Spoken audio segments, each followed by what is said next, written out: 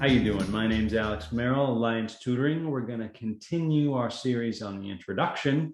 Tonight, we're going to talk about the most important part of any paper, by far, the thesis statement. Should happen at the end of the introduction. What is it? What is it not? Equally important. Let's start with a definition.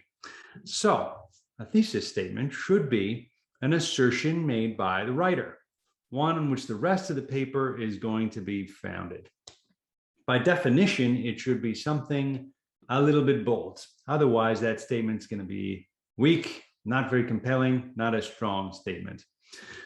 Now, what are the characteristics of that thesis statement? What should it be?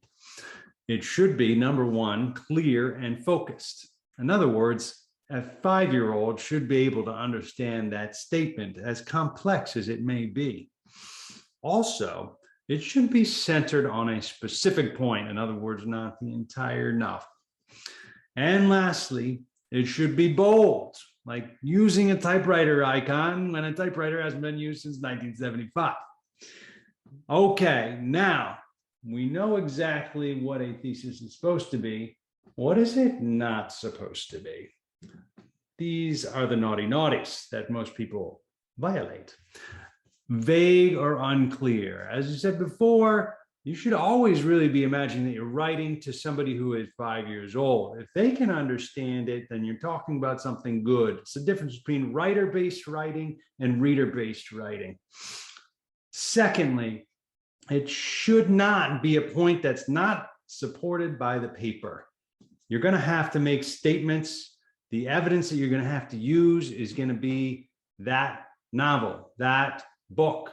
So in other words, you can't really make some sort of statement that's going to draw on history or draw on psychology if you don't want to do a bunch of outside research, and I don't think you do.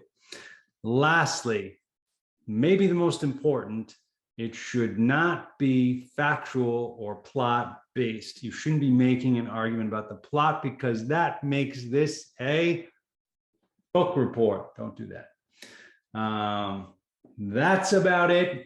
Most important part of any paper. If you have a crap thesis, your paper is going to be crap.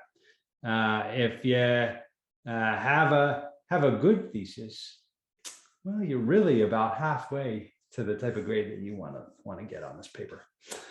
So next time we'll talk about some good thesis statements. What do they look like? I'll give you some examples, and we'll also see some bad thesis statements and talk about why they're crap.